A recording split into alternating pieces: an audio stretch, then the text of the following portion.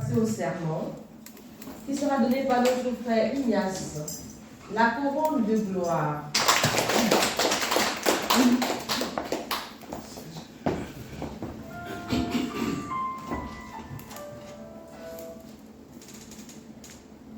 Bonjour chers frères et sœurs. Bonjour. Bonjour tout le monde. Bonjour. Il n'y a pas de frères, il n'y a pas de sœurs, mais au moins il y a tout le monde. En tout cas, merci, je suis très content de comment ce service a commencé, avec beaucoup de joie, beaucoup d'enthousiasme, et je voulais que cela continue tous les jours. Et comme vous pouvez le constater, le message que j'ai prévu, ce n'est pas un message nouveau, c'est un poème que chacun de nous a.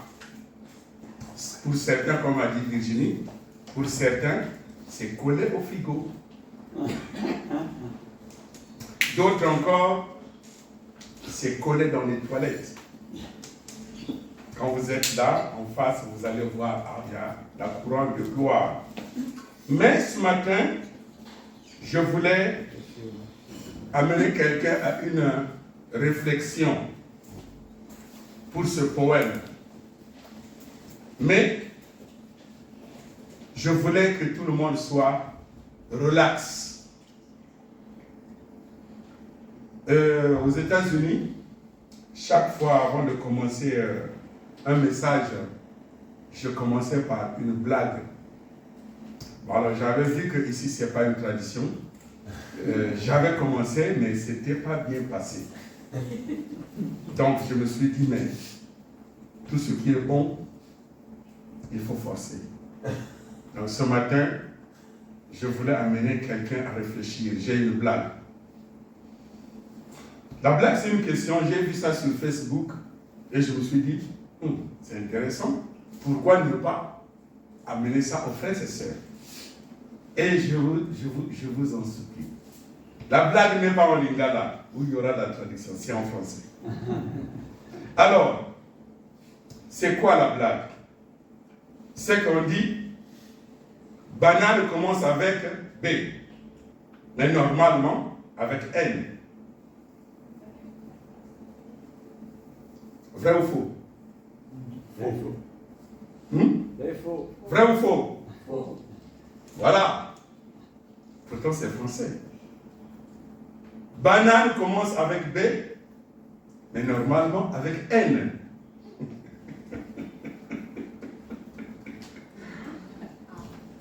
C'est quoi le point? C'est que nous ne prêtons pas attention. Et par manque d'attention, c'est ce qui fait que même le message bien donné, nous tapons à côté. Parce qu'on ne prête pas attention.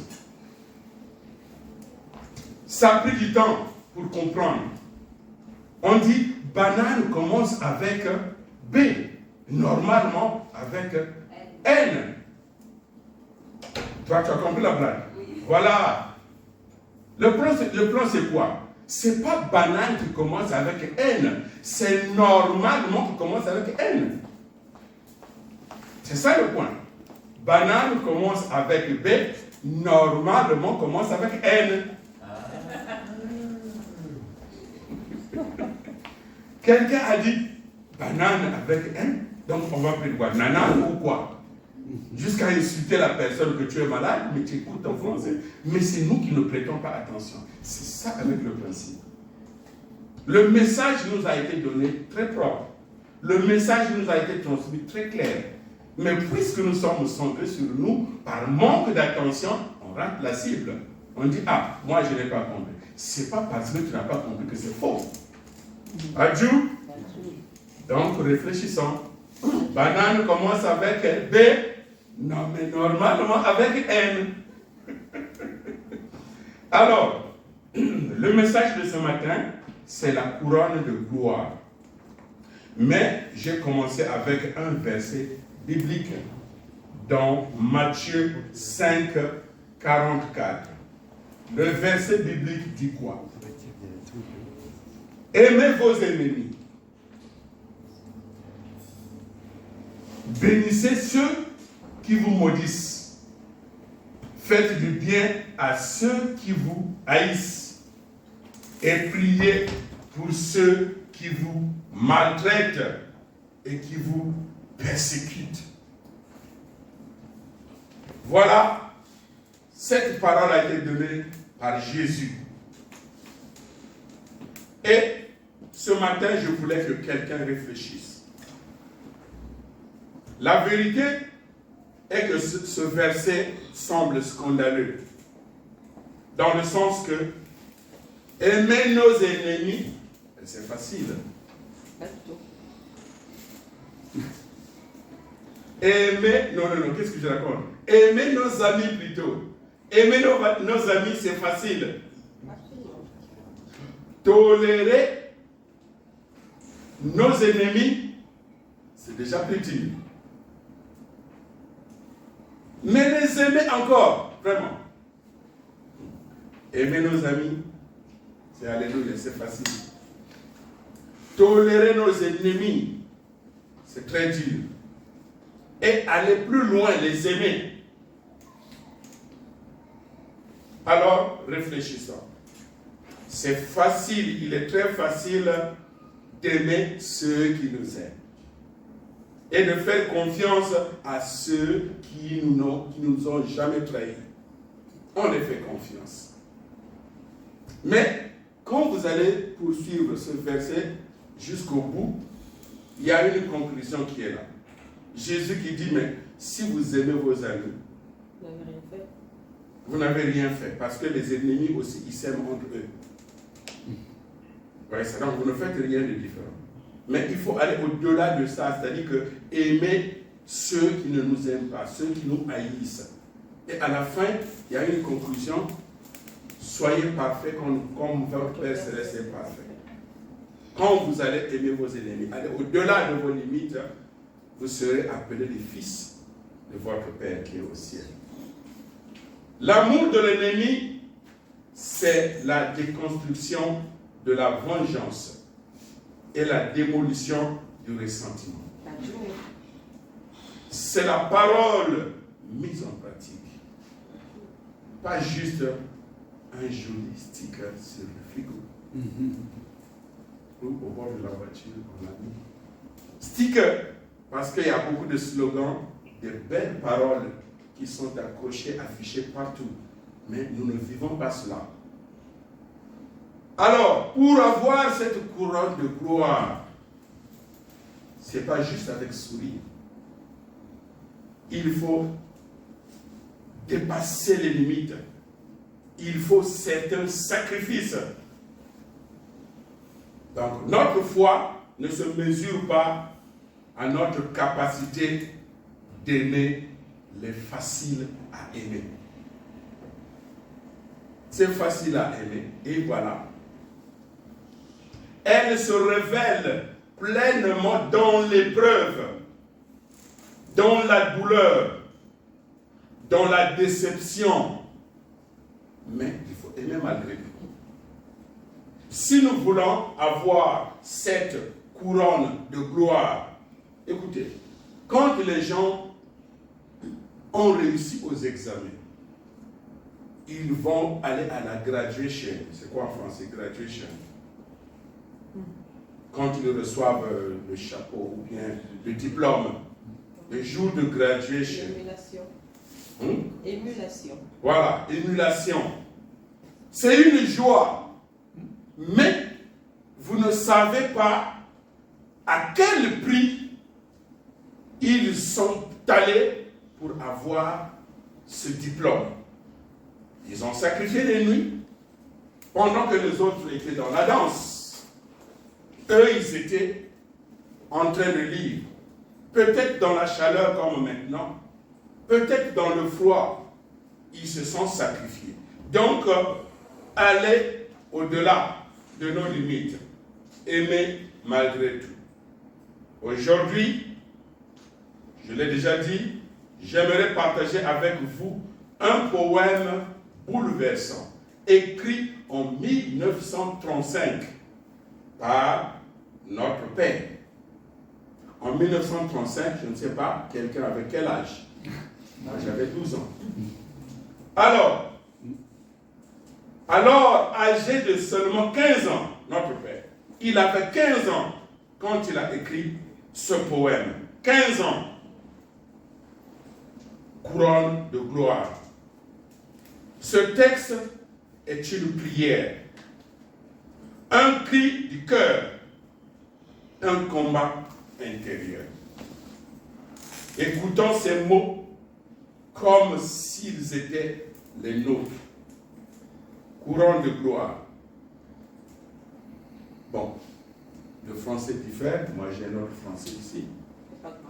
C'est pas grave. Quand je doute des gens, je ressens de la douleur. Quand je les juge, c'est insupportable. Quand je les hais, ma vie perd tout sens.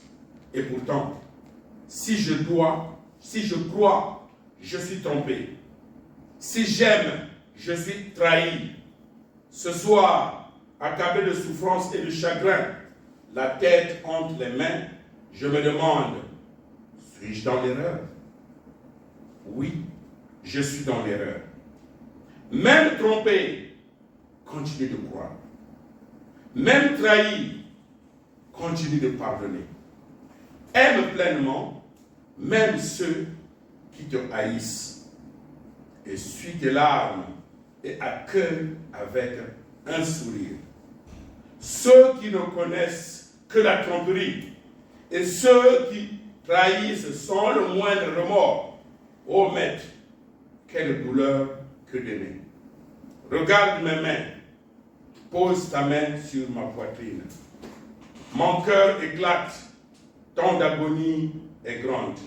Mais lorsque j'ai aimé ceux qui agissaient contre moi, j'ai remporté la victoire. Et si, fais de même, je te remettrai la couronne de gloire. Adieu.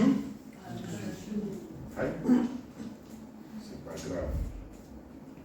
C'est une réflexion, comme je l'ai dit. Ce poème est un chemin spirituel.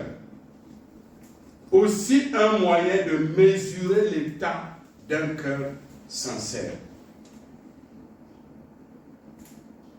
Il commence dans la douleur du doute et de la trahison.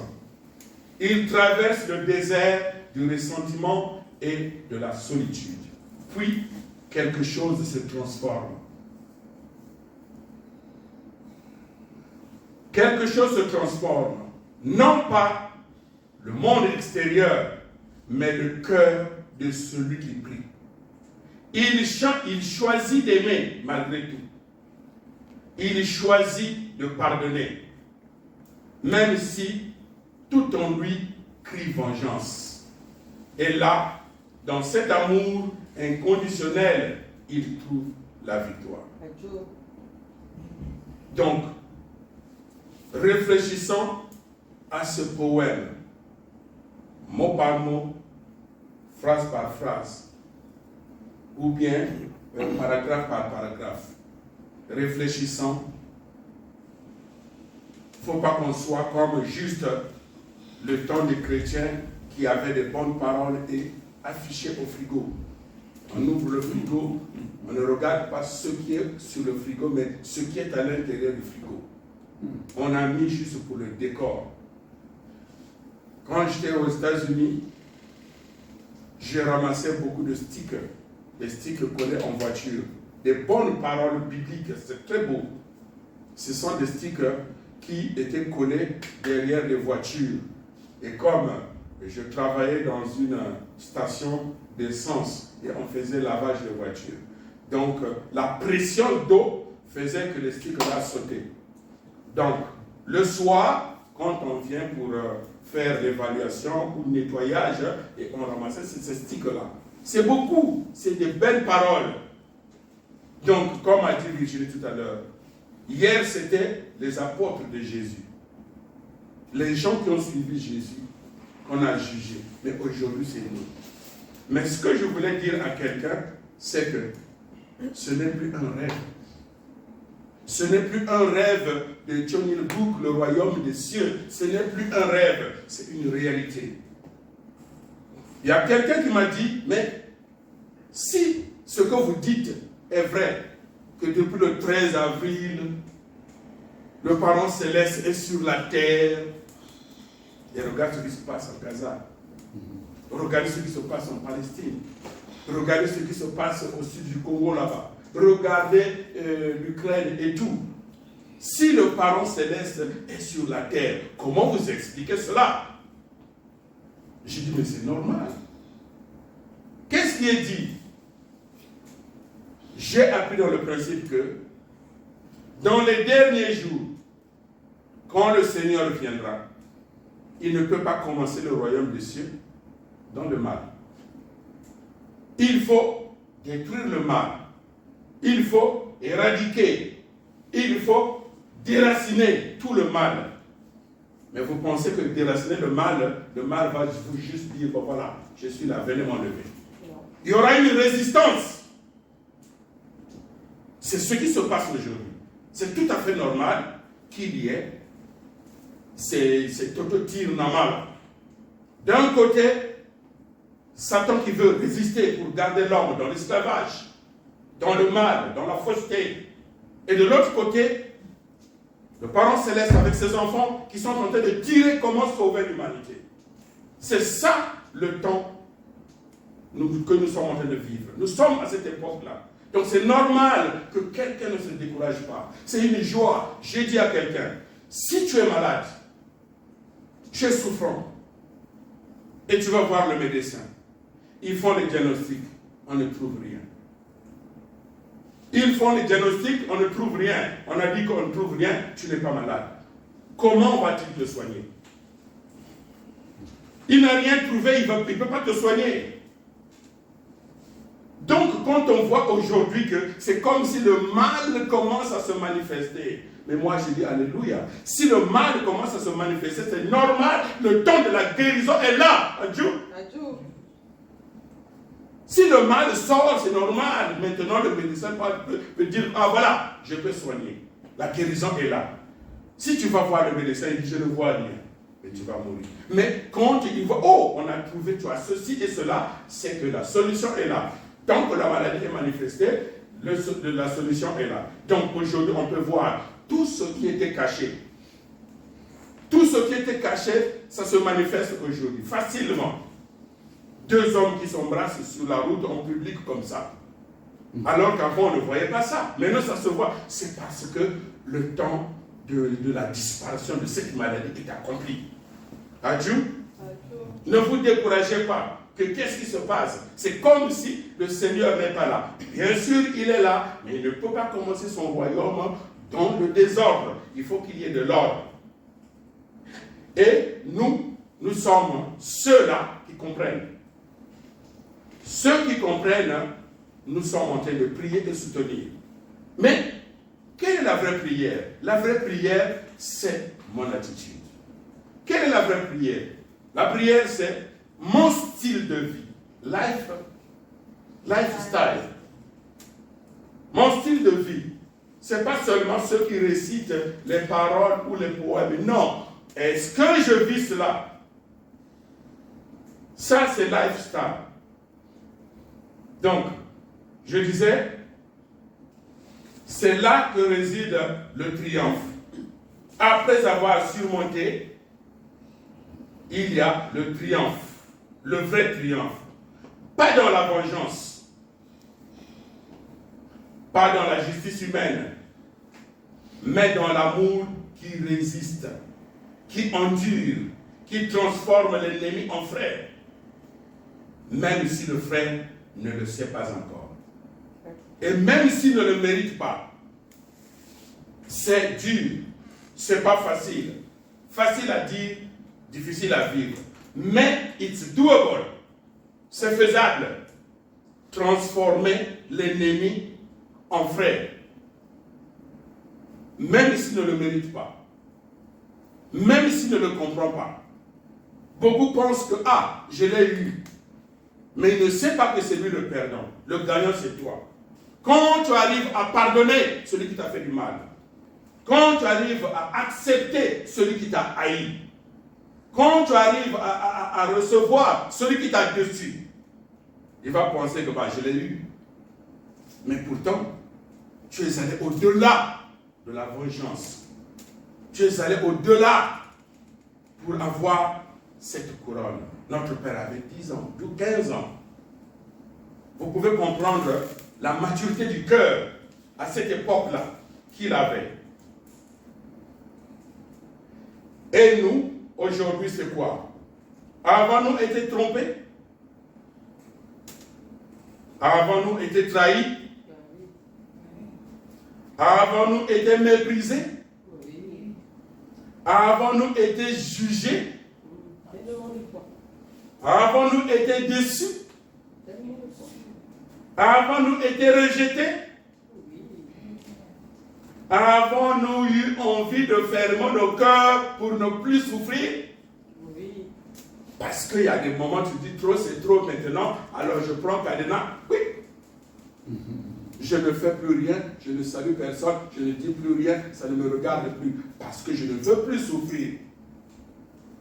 C'est arrivé. Avons-nous cessé de croire? Non. Avons-nous cessé d'aimer? Non. Il faut aimer.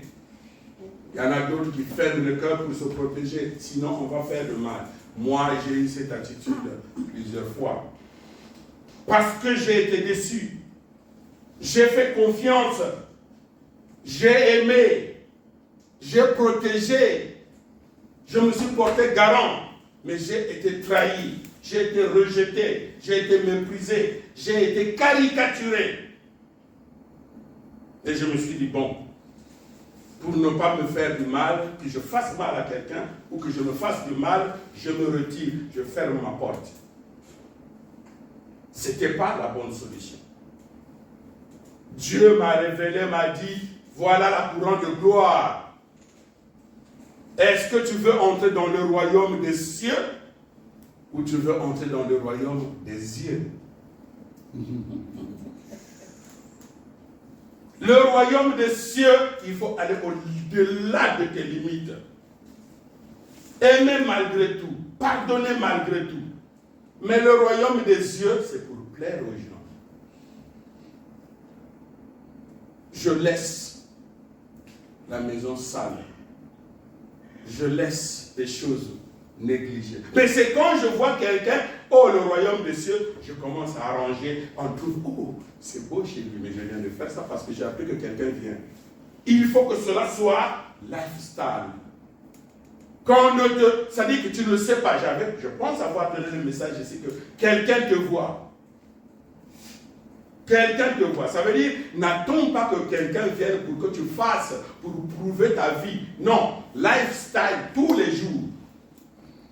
Tout à l'heure, en prenant le tramway ici, là on a vu groupe de femmes, groupe de gens. Bon, on se regarde, peut-être que c'est la France. La France, tout le monde regarde tout le monde. On se regarde même si on ne se salue pas. Ça, c'est la France. Aux États-Unis, comment on appelle ça? Vous faites eye contact. Voilà. Quand vous croisez le regard, dès que vous croisez le regard, comment ça va, ça va. Ça, c'est aux États-Unis. Mais en France, quelqu'un va te regarder. Tu es même gêné, tu es embêté. Après, tu dis, bonjour. Est-ce qu'on se connaît? Maintenant, j'ai vu les gens qui me regardaient. Bon, on se regardait, puis je suis resté debout. Mais avant d'entrer dans le tramway, c'est là où j'ai vu ce groupe-là qui est venu pour dire bonjour pasteur, bonjour pasteur. J'ai eu des vertiges, je me suis dit, mais c'est où est-ce que je les connais ceux-là et tout. Je me suis rappelé, c'est là où nous sommes allés prêcher la fois passée. Ils étaient tous aujourd'hui, ils sont tous habillés en blanc. Et voilà, faites attention. Your lifestyle, ta façon de vivre, est-ce que c'est juste pour entrer dans le royaume des yeux ou bien dans le royaume des cieux? Le royaume des cieux, c'est difficile. mais c'est faisable. C'est au-delà de la souffrance. Alors, ce poème est pour nous. Si nous sommes allés au-delà de la souffrance, au-delà de pardonner les gens, si on nous a fait du mal, ce poème est pour nous. Cette couronne de gloire, elle n'est pas donnée à ceux qui n'ont pas souffert, à ceux qui n'ont jamais souffert, mais à ceux qui ont aimé malgré la souffrance, à ceux qui ont pardonné malgré les déceptions, à ceux qui ont été rejetés malgré leur détermination. Notre Père, des années plus tard, dira avec humilité, même aujourd'hui, à 90 ans, je me demande chaque jour pourquoi Dieu m'a appelé. Notre Père se pose cette question. Pourquoi Dieu m'a appelé? Et il a donné la réponse. Si Dieu a vu quelque chose en moi, c'est sans doute un cœur sincère qui le cherchait avec des larmes d'amour. Je demande à quelqu'un, un cœur sincère. Si nous voulons avoir cette couronne de gloire, un cœur sincère. Dans tout ce que je fais, même des petites choses, dans la sincérité. Si nous sommes les enfants des vrais parents et que c'est nous que le monde va suivre, c'est nous qui sommes supposés montrer au monde, voilà, les vrais parents sont là. Donc, soyons sincères et honnêtes. Même quand on nous fait mal, soyons sincères. Notre parent céleste cherche encore aujourd'hui des cœurs sincères. Notre parent céleste cherche aujourd'hui encore des cœurs sincères. Pas parfaits, pas brillants, mais des cœurs vrais, fidèles dans la prière, fidèles dans l'amour, vrais dans la pratique et dans le pardon. Quand je dis j'ai pardonné, c'est que j'ai pardonné. Quand je dis je te crois, c'est que je te crois. Quand je donne un rapport, il faudrait que cela soit sincère et vrai. Je fais un rapport sincère et vrai. Il y a un passage, je pense, je ne sais pas, il y a un passage qui dit la sincérité et l'honnêteté moves heaven. Dorian avait prêché là-dessus, je pense. La sincérité et l'honnêteté émeut le ciel. Émeut le ciel. Oui, ça. Donc, on ne demande pas d'être parfait, non. Mais au moins sincère. Quelle est notre qualification pour Johnny Cook? Qui sont ceux qui portent la couronne? Ceux qui portent la couronne, c'est qui? Qui est celui qui porte la couronne? Et c'est le roi, d'une part. Et la reine, d'autre part. Avec notre roi. C'est notre père. On a ajouté avec notre reine. C'est notre mère. Donc les vrais parents sont nos rois et reines. C'est eux qui portent la couronne. Et ils ne veulent pas porter cette couronne seuls. Ils veulent nous transmettre cette couronne. À chacun individuellement. Chacun individuellement. Comme il y a un passage dans la Bible qui dit, la Bible dit, entre dans la gloire de ton maître, tu es un bon serviteur. Mais aujourd'hui, il est dit, entre dans la gloire du parent céleste, tu es un bon fils ou tu es une bonne fille. Entre dans la gloire du parent céleste. Donc, et à ceux-là, c'est-à-dire qui sont allés au-delà de la souffrance, qui ne se sont pas vengés, qui ont pardonné. Les vrais parents nous promettent une chose, la couronne de gloire. La dernière fois, le message que j'avais donné la fois passée, j'avais posé une question en conclusion. De quel côté est tourné ton regard? Ou de quel côté est tourné mon regard? Est-ce que mon regard est tourné dans la direction que les vrais parents nous montrent? Actuellement, notre mère nous montre. Est-ce que mon regard est tourné dans cette direction? Ou bien, je regarde le doigt qui montre la direction? Parce que je me rappelle quand j'étais au pays, il y a une maman qui montait à son fils. Regarde l'avion. Mais l'enfant ne regarde pas l'enfant regarde le doigt. Au lieu de regarder l'avion, la direction qu'on lui donne. C'est une question que je me pose. À moi, à chacun de nous. Nous regardons dans la direction des vrais parents ou nous regardons le doigt qui tremble, fatigué, qui nous montre la direction. Si nous allons au-delà de cela, réfléchissons sur la couronne de gloire. Chacun de nous deserve, chacun de nous mérite cette couronne de gloire. Nous avons joué ce mouvement 5 ans pour certains, 40 ans, 50 ans. D'autres encore étaient venus dans ce mouvement, ils étaient jeunes. Maintenant, en tout cas, on a les cheveux blancs, on est vieux. Donc ça veut dire que c'est normal qu'on ait la couronne de gloire. Mais à quel prix? Voilà une réflexion pour ce message. Je vais prier. Notre Parent Céleste, aujourd'hui, nous sommes le 29 juin. Et je viens de me rappeler, l'année passée, ce dimanche était le 30 juin et c'est moi qui ai prêché. Aujourd'hui, c'est le 29 juin. C'est mon anniversaire, le 30 juin. L'année passée, j'ai prêché et cette fois-ci, ça tombe au même moment. Parents célestes, nous bénissons ton nom, nous glorifions ton nom et nous élevons nos voix de gratitude et de reconnaissance. Toi qui aimes chacun de nous individuellement. Toi qui vois le cœur sincère de chacun de nous individuellement. Toi qui veux poser ta couronne sur la tête de chacun de nous individuellement. Toi qui veux donner ta gloire, ton honneur à chacun de nous parce que tu aimes tes enfants. Chacun de nous ici présent est précieux.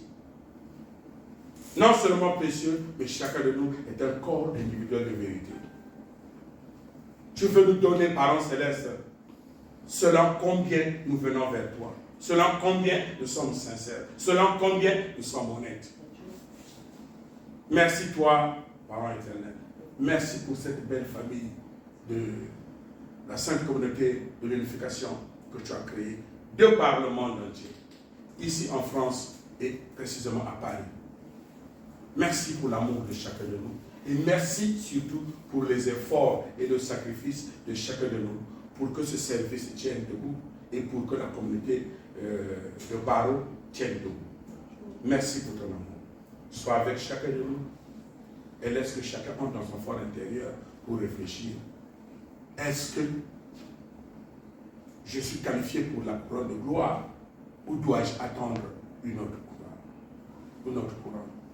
Je prie tout ceci au nom de toutes les familles bénies centrales ici et en mon nom Ignace Antete, parents d'une famille centrale, attending the Holy Mother. Adieu.